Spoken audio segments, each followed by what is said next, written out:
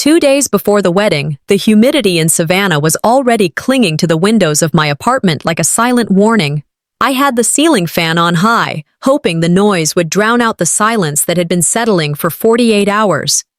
Nobody had called, no updates, no thank yous, just nothing.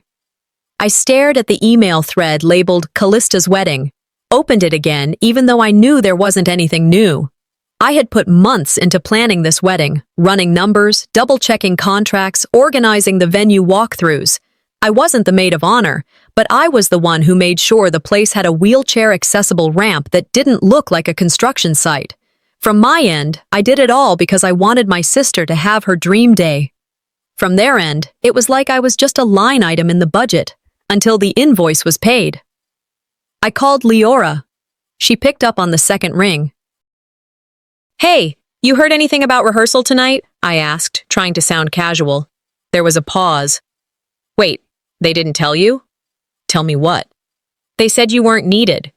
My breath stopped halfway up my chest. "Not needed?" "They told the coordinator you weren't aligned with the aesthetic." "The aesthetic?" I repeated, like it was a foreign word. Maybe it was. It sure didn't feel like anything rooted in kindness. Leora went quiet. I could feel the guilt steaming off her side of the call. She wasn't the enemy, but she was the last friend standing in a room I'd already been escorted out of. "I'm sorry," she whispered. "I thought you knew." I didn't respond. I just ended the call, leaned back in my chair, and stared at the ceiling like it had answers. Eventually, I opened the shared drive, hoping to find something, anything, that would explain this away. Instead, I stumbled across the draft of Callista's reception speech. I hadn't meant to click it. I wasn't looking for it, but once I saw the file name, Final Toast Dev, my curiosity became a burden I couldn't shake. The first few paragraphs were exactly what you'd expect. Thanking our parents, her fiancé's family, her best friend, the one who skipped 3 planning meetings because of Pilates. Then came the real sting. My name wasn't there, not once. I scrolled up, then down, then back again, hoping I'd missed it. Maybe sandwiched between 2 vendor shoutouts or slipped in with the catering crew. But there was no mention, not even a vague nod, nothing like, "To everyone who made this possible." Just a carefully curated list of who mattered and who didn't.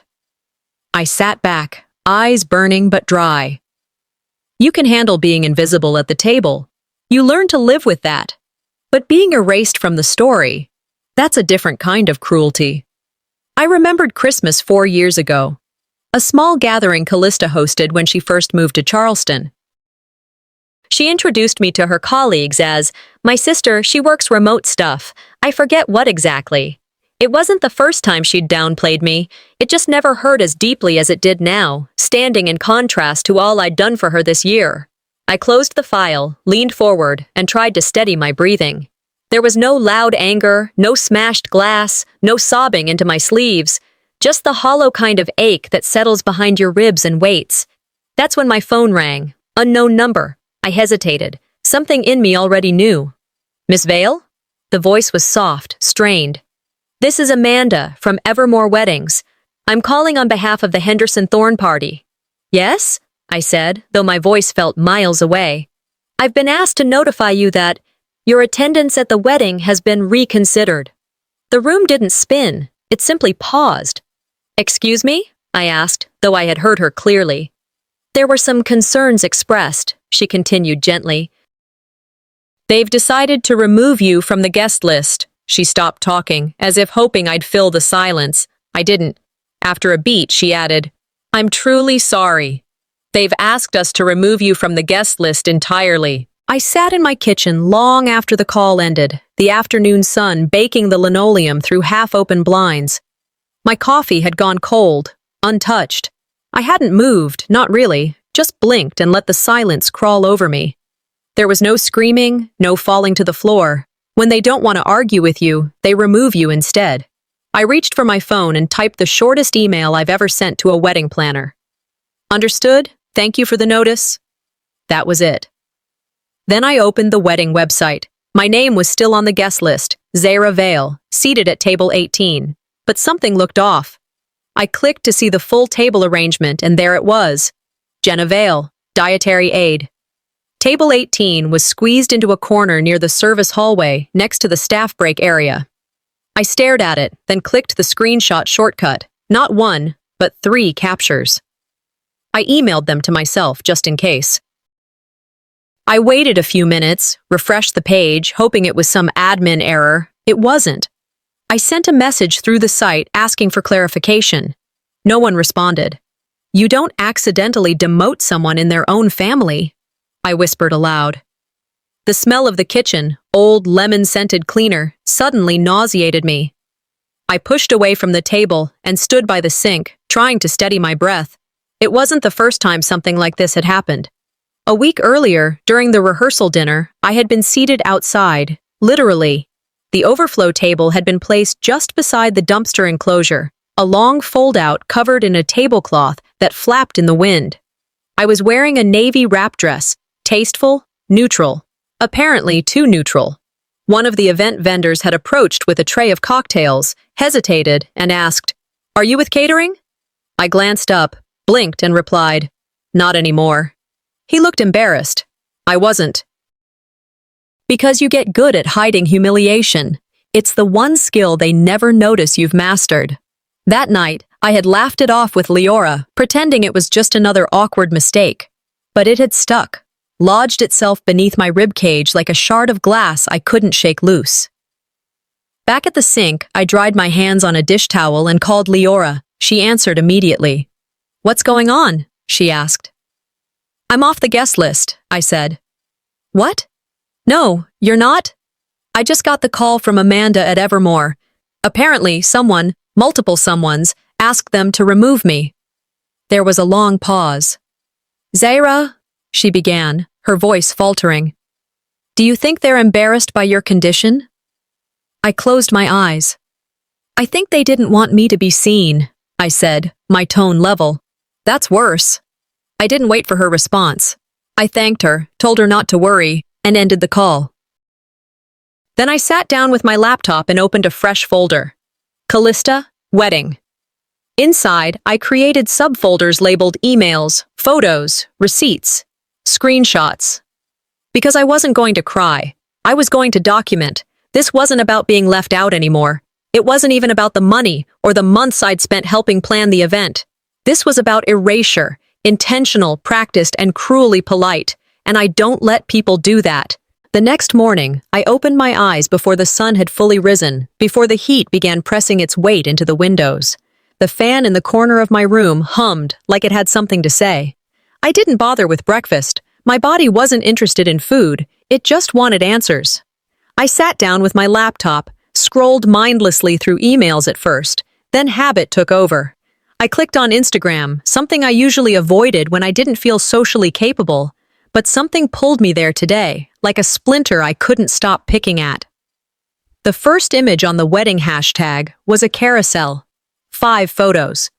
My eyes scanned the frames quickly until they landed on the third one. It was from the rehearsal. I recognized the string lights I'd insisted on renting, the lanterns I'd helped position the day before. The caption read, "Grateful for our beautiful, supportive family." My stomach dropped. I had taken that photo. I remember asking a guest to snap it so I could be in the frame too. I remember standing to the far left, holding the flower girl's hand. But in this version, the left edge of the picture had been blurred into soft florals. My figure, completely cropped out. I zoomed in. The bouquet now occupied the space where my face had been. "You don't get erased on accident," I muttered. "You get erased with intent." My hand hovered over the keyboard. I didn't comment, didn't message anyone. I just stared. That hollowness wasn't unfamiliar. It was the same numb space I'd felt when Mom once accidentally sent a holiday card with just Callista and her fiancé on the cover. The envelope had been addressed to Zaira Vale, but there was no trace of me inside. As if summoned by that memory, another one surfaced. It was 3 months ago, a warm Sunday afternoon. I'd dropped by my parents' house to deliver a guest list draft. Mom poured lemonade, sat beside me on the patio, and said gently, "Honey, I know you want to help, but you need to understand. People talk. It's a wedding, not a statement." At the time, I swallowed her words like they were medicine. Bitterness coated the back of my throat, but I nodded anyway.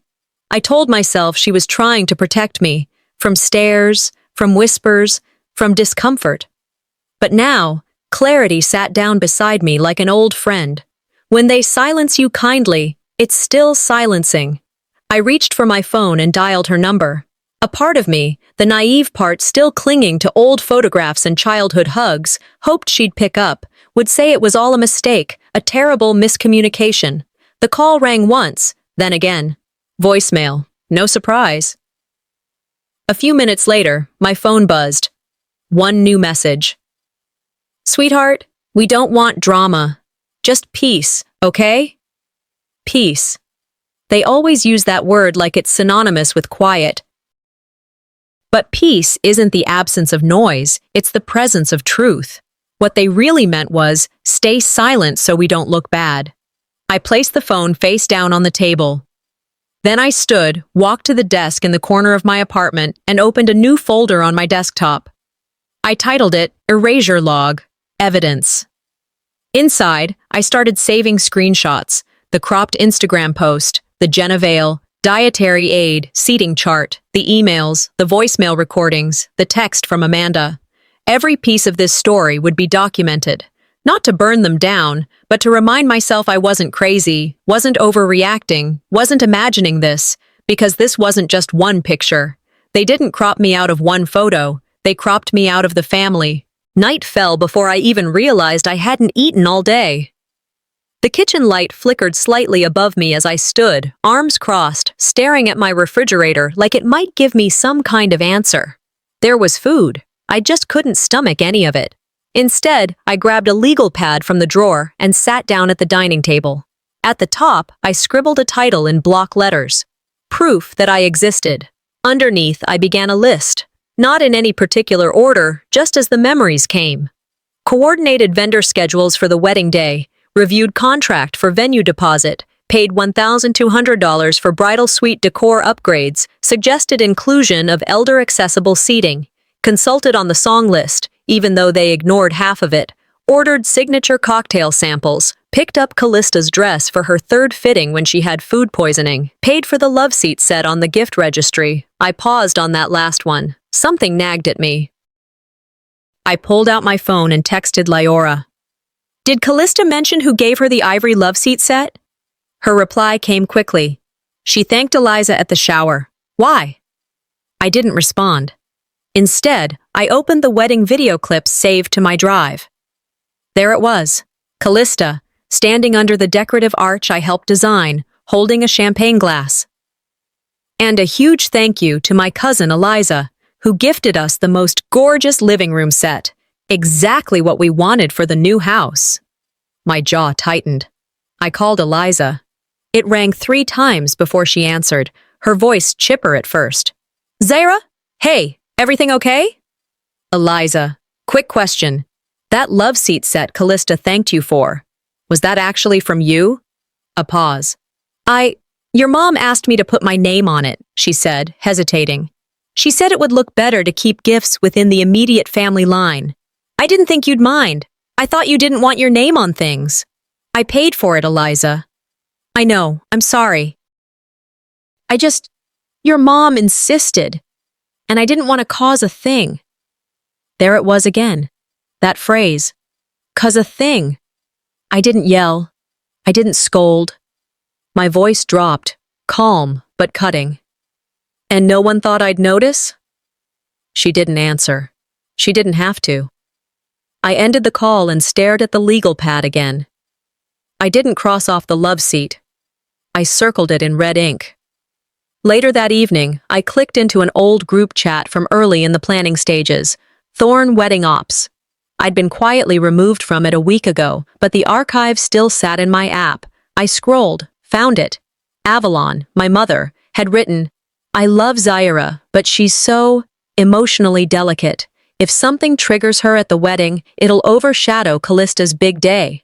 Emotionally delicate, like I was a spill waiting to happen. I closed the app, slowly, deliberately. They dress it up with words like graceful or considerate, but it all boils down to the same thing: inconvenient. You think you're being graceful, when really you're just calling me disposable.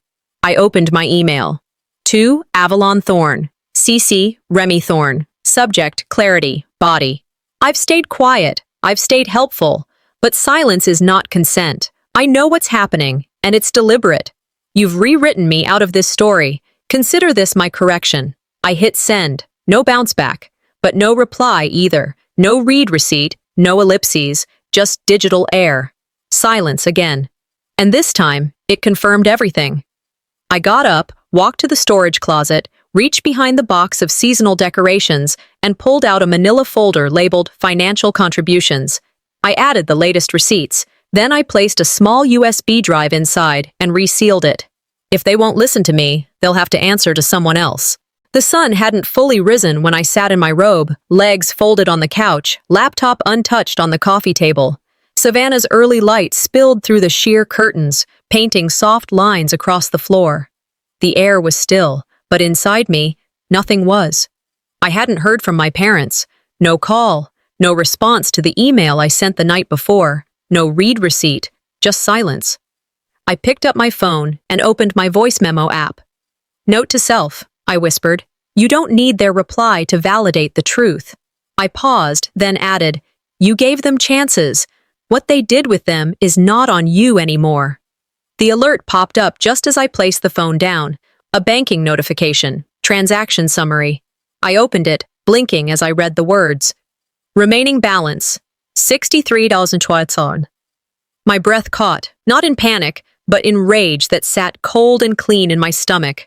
The $60,000 wire transfer I'd made 6 months ago for Callista's wedding? Gone, every cent.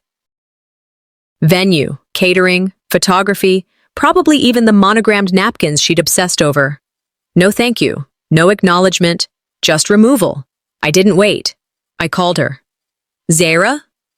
Her voice was clipped, almost bored. You used every cent I gave you, I said, voice tight, and then told the planner I wasn't invited? There was a pause. She didn't sound surprised. The money was a gift. You said that yourself. No strings attached. I closed my eyes for a beat. Wow, that's what we're doing? You're making this dramatic, she said, her tone turning cold. Honestly, it's a wedding, not a courtroom. No, I said slowly. It's an erasure, disguised as celebration. She didn't respond. I ended the call. Later that day, Leora called. I didn't even say hello. You need to see this, she said, her voice tense. She sent a screenshot. It was from a PR firm document, the wedding's brand strategy. Her job gave her access, but she hadn't expected to find my name in it. Or rather, my absence. Curate visuals for an elegance-forward narrative, the bullet point read. Underneath it, avoid controversial imagery, including visible disabilities. I didn't say anything for a long time. She didn't just erase me, I finally said. She marketed it. That night, I set up my phone on the kitchen counter. No makeup, no lighting tricks, just me. I hit record. This isn't a revenge tape, I began, my voice even. This is a reminder that silence isn't consent. I've been quiet out of love, not out of guilt, and definitely not out of shame. I didn't cry. I didn't even flinch. I saved the video but didn't upload it. Not yet. Instead, I opened my files, organizing every document, labeled folders, financials, messages, media. I copied backups to an external drive. I wasn't planning a takedown. I was planning clarity. Around 9 p.m., my phone buzzed again. Are you still planning to attend the wedding brunch? The message read, no sender ID. I stared at it for a long moment, then typed back, no, but they'll feel my presence anyway.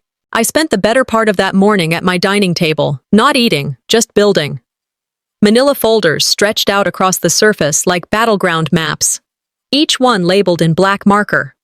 Email threads, gift registry, wire transfers, family statements. I lined them up with the precision of someone who'd already had enough taken. This time, I wasn't going to lose control of the narrative. Next to my tea sat the USB drive and a small pile of printouts, wedding invoices, registry snapshots, bank confirmations. I touched the cover of the main folder once, then twice, before finally opening it. In my family, memory was always selective. They remembered the version of events that was most convenient, most flattering. I decided to give them something harder to forget. By noon, I was on a Zoom call with Indira Wells, a civil attorney based in Charleston. We'd never met in person, but she came highly recommended for her work in discrimination and private contribution fraud, two terms I never thought I'd associate with my own blood. Her expression was unreadable as she scanned the documents I'd uploaded. She didn't interrupt me while I walked her through the timeline, what I paid, what I contributed when I was removed, and how I discovered it. Finally, she looked up. "Zaira, this isn't just bad manners. This is financial and reputational exploitation. You have grounds." I leaned back slightly. "They'll say I'm being bitter." "Let them," she said without missing a beat. "The law doesn't care about family politics. It cares about provable harm. You've got that in spades." I smiled faintly. "Then let's do this." By the time the call ended, I had formally retained her services. The email confirmation made it feel real. So did the folder now labeled Legal Proceedings. Later that afternoon, I decided to double-check the receipts I'd linked to the wedding registry. Something wasn't sitting right. I logged into my credit account, pulled the statements, and scanned them carefully. There it was, a $350 digital gift card to a high-end home store, billed under my email. I remembered buying it months ago, thinking it would cover miscellaneous decor Callista hadn't finalized yet. I clicked through the transaction trail. The purchase had been tied to a user profile named Eliza T. The shipping name, not mine. The thank you post on the wedding site. A photo of Callista hugging Eliza, captioned, "So grateful for this beautiful housewarming gift from my cousin." I stared at the screen. Apparently, even my generosity needed a disguise. I called the vendor directly. After 3 different transfers, someone confirmed, yes, the order had come from my account, but the gift message had been entered manually. From Eliza, with love. Of course. When Leora showed up with lunch around 5, I was still sorting through files. "You need a break," she said, setting down a paper bag and 2 iced teas. "I need a memory," I muttered. "One they can't scrub out of the photos." She leaned against the doorway, watching me label a new folder. "You're not just reacting, Zaira. You're rewriting the story in real time." I looked up at her and allowed a small smile. "I'm just making sure they remember who they deleted." We ate quietly. There wasn't much to say that hadn't already been said, or felt. Around 9, after Leora left and the city lights outside my window began to blur, I heard the sound of paper sliding across my door. I walked over. Cautious. No knock. No footsteps. Just an envelope. I opened it slowly. Inside was a printed copy of the wedding itinerary, events, times, seating lists. My name had been scribbled out in red ink. Not black, not blue, red. They didn't email it. They didn't even bother with a postmark. I guess they wanted to make sure I got the message. Message received. I left the Airbnb just before 8. The air was thick and still, as if Savannah itself was holding its breath. I had one small box in my hand, lined with velvet and containing a gold bracelet that used to belong to my grandmother. It was mine now, technically, but Mom had loaned it to me months ago. A family piece, she said. Meant to be passed down. So I was returning it. I wasn't there to start anything. I wasn't showing up to crash a brunch or make a scene. I just wanted to put it in her hand and walk away. I took the elevator to the 10th floor of the Forsyth Grand Hotel, paused outside Suite 1018, and knocked. Once. Then again. Nothing. I waited, hands tightening around the box, and knocked a 3rd time. That's when the concierge appeared. Young guy, probably 22, blazer too big for his frame. "Ms. Vale?" he asked gently. "Yes?" I turned, sensing it before he even said it. "I'm sorry, ma'am." "Your parents have requested no unapproved visitors." He didn't say guests. He didn't say family. He said visitors. "I'm going to have to ask you to leave this floor." I nodded, not trusting myself to speak. Then I turned and headed back to the elevator, the bracelet still in my hand, the hallway suddenly louder than it had been. A closed door says more than 1,000 insults. When I reached the lobby, I figured I might as well check on the room reservation they'd made for me. Part of the original bridal party package. I didn't expect miracles, but a small part of me hoped something hadn't been undone. The woman at the front desk smiled politely when I gave her my name, then frowned as she typed. "I'm sorry, ma'am," she said. "Your name is no longer listed under the wedding block or any active reservations. It looks like the entire block was updated 3 days ago." I gave a small nod, almost amused. Of course. I'm not part of the image. My voice cracked slightly, but I didn't let it break. I thanked her and walked out into the heat. Lyora was waiting by the fountain near the main entrance, holding a to-go cup in each hand. She didn't ask how it went. She must have seen it on my face. "This isn't a misunderstanding anymore," she said sharply.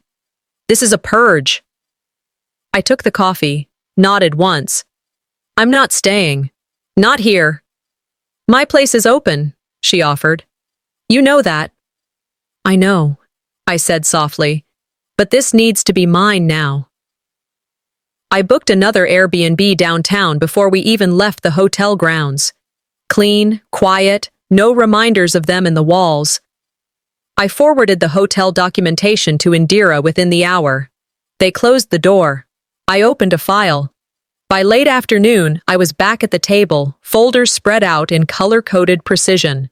The confession file was at the center. I'd added a tab labeled Strategy, under which I stored the screenshots from Callista's PR memo, the hotel documentation, the seating chart with my name erased, and the most recent message from the concierge, his name, title, timestamp. They'd made it impossible for me to attend as a sister, so I'd show up as a witness. I clicked open the draft video from the night before, watched it once, then uploaded it to a private drive, unlisted but ready.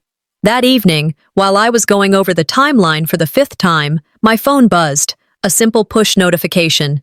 "Your live stream request has been approved. You're scheduled to go live in 22 hours. I stared at the screen. They took me off the guest list. I put myself on the broadcast. I woke up just before 6. My heart was calm, not racing, not panicked, just steady, like a clock that had finally found its rhythm. I brewed a single cup of black tea, sat at the small table by the window, and opened my laptop. The platform dashboard showed my live stream slot, already queued. I hadn't told anyone I was going live. No teasers, no vague, stay-tuned posts, no hype. I wasn't interested in performance. I wanted precision. At 6:59 a.m., I clicked Go Live. My screen showed me centered in the frame. Plain background, no wedding decorations, no glam lighting, just me. Simple makeup, hair pinned back, my eyes locked on the lens. "Good morning," I began, my voice clear. "If you're watching this, I want to thank you for giving me a moment of your time. I promise not to waste it." I didn't list credentials. I didn't even introduce myself. Instead, I opened with the timeline, how I'd helped plan a wedding I was later uninvited from, how my contributions were erased, how silence became expected. I stayed calm, measured, until the USB. I picked it up, held it in view, and explained, "This was given to me by someone who thought I deserved the full picture. And today, I'm sharing that with you." I clicked play. Callista's voice filled the stream. "If we let her in those photos, that's all anyone will talk about. I'm not letting her ruin my moment." The comment section exploded. Viewers jumped from 300 to 1,200 in under a minute. Messages popped up. She said, "What? This is disgusting. I'd sue." I watched the feed roll by but didn't flinch. "This isn't to ruin a wedding," I said steadily. "It's to protect the part of myself they've refused to acknowledge exists. My disability isn't a scandal. It's not a flaw. It's not an aesthetic liability." I kept going. I explained the financial records, the doctored guest list, the legal options being explored. I didn't name names unnecessarily. I let the facts do the talking. At 2015 viewers, an alert pinged the corner of my screen. Callista Events LLC has issued a copyright strike against this content. 10 seconds later, the stream went black. I stared at the camera a beat longer, not speaking. Then I leaned back slightly and exhaled through my nose, lips curling just enough. "You erased me from the wedding," I said quietly. "I just erased your brand mask." I closed the laptop. Not 10 minutes passed before the messages started pouring in. Instagram DMs, emails, even a few voicemails from unknown numbers. But the ones that stuck came from other women, some strangers, some acquaintances from distant chapters of my life. A woman from Arizona wrote, "My own sister asked me to sit in the back of her wedding because my wheelchair clashed with the photo theme. Thank you for speaking up." Another from Minneapolis, "You just said what we all feel. They only love us when we're convenient." A local wedding blogger reposted a clip before it got removed again, this time with the caption, "Savannah's prettiest wedding just got its ugliest reveal." By noon, the wedding hashtag had been hijacked. No more floral arrangements or champagne toasts, just commentary, screenshots, and reposts of the audio. I sat back on the couch, my body still. Not empty, not angry, just released. I thought silence was survival. Turns out, truth is more viral. Around 2, my phone buzzed with a text from an unknown number. "You think you've made your point? Get ready to pay for it." I stared at it for a moment. Then I smiled. I didn't plan for war, but I do finish what they start. The morning after the broadcast, I woke to a new sound, complete silence from inside the Airbnb, but a relentless buzz from the outside world. My phone blinked on the nightstand with over 200 notifications. I sat up, stretched, and exhaled through my nose. It had gone viral. Disability advocates had reposted the stream. Blogs had quoted the transcript. Strangers had turned me into something of a symbol, which was never the plan. But then again, neither was any of this. A headline caught my eye. "Wedding shame. Bride cuts out disabled sister for perfect aesthetic." I let that one sit there on the screen for a moment. I wasn't proud. I wasn't gloating. But for the first time in a long time, I felt seen. When the silence broke, the world started listening. Somewhere between checking my inbox and brushing my teeth, a voicemail notification popped up. From Uncle Ray. I hit play. "Zara, your mom's been crying for hours." "But I guess you finally did something useful, huh?" Click. I deleted it before it could finish. Not because it hurt, but because it didn't surprise me. Even now, they were more upset about being exposed than about being wrong. I poured myself coffee, opened my laptop, and muted every group thread with the last name Thorne in it. I didn't block anyone. I didn't want to give them the satisfaction of thinking I needed distance. I just removed their volume from my day. The wedding coverage hit local news around noon. A soft-voiced anchor read a carefully crafted statement from the family. "We love all members of our family and deeply regret this misunderstanding." No names, no accountability, just enough sugar to silence the press. I watched it with one eyebrow raised, my tea cooling in my hands. That's the thing about my family, they never lie directly. They just curate the truth until it fits in a frame. Lyora called not long after. "They're asking for statements. Outlets want a follow-up. I can help you draft something solid." I appreciated the offer, truly, but I shook my head, even though she couldn't see me. "I didn't share my story to perform it twice," I said. "I already said what mattered." She paused. "Okay, but if they escalate, I'll be ready." Instead of drafting any public post, I scheduled a follow-up meeting with Indira. We were now talking about image rights violations, misrepresentation, and breach of contract. All of it sounded clinical and heavy, but it felt cleaner than begging for dignity in family group chats. I spent the rest of the day rereading my original draft video transcript, making note of what I had left unsaid. Not because I regretted it, but because I knew there might be a next time. There always is, when money and shame mix in families like mine. Just after 10 p.m., as I was shutting down for the night, a notification flashed across my screen. Direct message, Callista Thorne. I stared at it. 3 words. "We need to talk." Then one more. "Privately." I didn't open it right away. I let the moment hang in the air like old perfume. Something once pleasant, now just intrusive. For once, she was the one asking for an audience. Callista asked to meet somewhere discreet. I chose a quiet cafe on the south end of Savannah, the kind tucked behind art galleries and brick sidewalks no influencer bothers to photograph. It was the kind of place where you could disappear into a corner and not be asked if you were okay. I arrived 20 minutes early. That wasn't for her. It was for me. I wanted time to ground myself, to remind myself that this meeting, for once, was on my terms. She showed up 7 minutes late. Oversized sunglasses, lips tight, a silk scarf tossed over her shoulder like she'd just walked off a delayed runway. She didn't hug me, didn't sit immediately either. She looked around, checked her phone, then finally slid into the chair across from me. We didn't order. She stared at the empty table between us like it might say something first. I never meant for it to get this far, she said. I didn't respond. You humiliated me, she added, sharper. Do you even care about that? I kept my hands folded in my lap. I gave you $60,000 and a sister. You returned neither. Her mouth opened. Closed.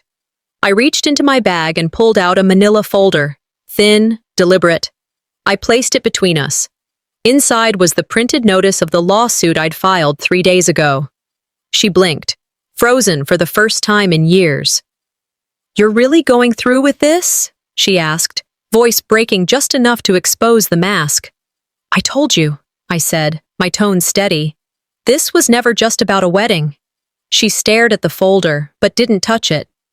I've already lost partnerships, she said quietly. 2 venues dropped me. A makeup sponsor backed out. I've been asked not to show up to half the events I helped plan. I didn't gloat. I didn't smirk. I simply nodded once. You used my disability as a reason to erase me, I said. I used your cruelty as a reason to reclaim my name. She looked away. That video made me look like a monster. You weren't edited, I said. You were quoted. She wiped beneath one eye quickly, like she didn't want to admit to moisture. I let the silence stretch. She could sit in it for once. I didn't think anyone would care, she finally admitted. About you, I mean, not like that. I met her eyes for the first time since she walked in. That was always the problem. She looked down again. Do you want me to apologize? No, I said. You're not required to apologize. Her eyebrows lifted slightly. But you're no longer allowed to rewrite me. She flinched, just enough. I stood, reached into my pocket, and dropped a $10 bill on the table. Neither of us had touched our coffee. Callista, I said, calmly, we're done here. She didn't try to stop me. Outside, the air was thick with late summer humidity. I walked slowly, not because I was tired, but because I wanted to savor what it felt like to walk away without looking back. They always thought I stayed silent because I had no voice, but sometimes silence is the sound of sharpening. That night, I got an email. Subject, your behavior. It was from my father. I opened it. So it's my turn now, is it? The subject line read, your behavior. I opened the email before I finished my coffee, knowing exactly what it wouldn't be. It wasn't an apology. It wasn't a reckoning. It was a lecture disguised as concern. You've always been difficult, it began. This isn't how family works. You don't expose blood. The words were stacked in tidy paragraphs. No punctuation errors, no typos. He had taken his time to craft it. Each sentence reeked of polished disappointment, the kind he reserved for when I failed to follow the script. I scrolled through 3 long paragraphs of deflection, blame, and martyrdom. You've misunderstood our intentions. We never asked for this kind of attention. Your mother is hurting. As if I wasn't. It wasn't an olive branch. It was a reprimand disguised as regret. I opened a new draft, my fingers resting on the keys for only a second before they moved. Dear Dad, I didn't expose the family. I exposed what was already bleeding. You just didn't like the audience. I didn't send it. I printed it instead, folded it neatly, and pinned it to the fridge above the water filter button. A reminder, not of what they did, but of what I survived. Later that afternoon, a friend texted me a link to a PR blog's post. Final highlights from Savannah's most elegant summer wedding. I didn't want to click it, but I did. The menu I'd spent weeks helping to curate, thoughtful, allergy-friendly, affordable, had been swapped for curated cuisine experiences, which was code for overpriced nonsense, truffle oil on everything, desserts plated like art installations. The captions praised Callista's elevated taste and vision. It wasn't just my body they removed, it was my taste, my effort, my fingerprints. A quote echoed back to me like a slap I hadn't felt in the moment it was thrown. Zyra's great for budgeting, not for branding. Callista had said that over wine 6 months ago. I had laughed it off then. Now, it rang like a confession. By sunset, I was sitting outside our old bakery, the one where Mom and I used to meet every Friday after I got off work. It was tradition, until it wasn't. I ordered my usual, same booth, same corner seat, but no one joined me this time. You can mourn people who are still alive, especially when the version you loved is already gone. I sat in that quiet, sipping weak coffee, rereading Dad's email on my phone. Then I pressed delete. Not out of anger, out of peace. Back at the Airbnb, I tossed the printed copy into the recycling bin. That night, around 9 p.m., someone buzzed the door. I opened it slowly. No one stood there, just a small box on the welcome mat. Inside was a single wedding favor, a tiny sachet filled with lavender, tied with gold ribbon. No card, no apology. Only a note with the initials, A.T. It smelled like lavender, but all I could sense was fear. The lavender sachet sat on the counter all morning, untouched. I didn't need to open it again. I already knew what it meant. They hadn't sent it out of warmth. They sent it because silence had finally turned its back on them. Taped beneath it was a small, unsigned thank you card, clearly printed from one of the wedding templates I'd reviewed 6 months ago. It read, "We are grateful for every hand that made this possible." No names, just a passive plea for forgetfulness. I placed it into the same folder that now held contracts, timestamps, media files, and the original seating chart. Even now, they couldn't say the words. They just wanted me to pretend they'd never tried to erase me. Before I closed the folder, I reached for my phone and noticed a message I'd left unread. A week-old note from someone on the hotel's event staff. "Ms. Vale, I saw how your family treated you. You were the only one who smiled at the servers. That matters more than any ceremony." I reread it 3 times. Then I exhaled, not because I was overwhelmed, but because I finally felt grounded. A stranger had seen what my family refused to. They built a celebration on silence. I found my dignity in the smallest voices. I opened my laptop and drafted my final letter. To the Thorne family legal team, I formally withdrew my name, likeness, and financial records from any future promotional or archival material related to the event. A copy of the statement was published to my personal site, visible only to those who looked. It read, "This isn't about revenge, it's about reclamation. I was cut from their story, so I wrote my own." The next day, I walked through the courthouse steps without fanfare, just a manila envelope in my hand and my own feet steady beneath me. I wasn't there for money. I was there to make sure the records said what they tried to hide. Justice isn't always about punishment. Sometimes it's about permanence. A few weeks later, I stood behind a podium at the Southeast Disability Leadership Conference. I hadn't planned on saying yes when they invited me, but the more I sat with it, the more I knew it was part of the rewrite. I wore a black blouse, no jewelry, no polish, just my words. At the end of my speech, I looked into the audience and said, "You can't control how your story begins, but you can choose how it's archived." Applause didn't overwhelm me. It didn't need to. But I smiled, truly smiled, for the first time in a long time. That night, I walked along the Savannah waterfront, my heels dangling from my hand, the river folding into dusk. A breeze rolled through, carrying a trace of honeysuckle and salt. I pulled out my phone and opened the voice memo app one last time. "Note to self," I said softly. "You didn't just survive the wedding, you outgrew the guest list." I tapped stop, then I deleted the app altogether. Some stories don't need to be invited back in, they need to be written anew.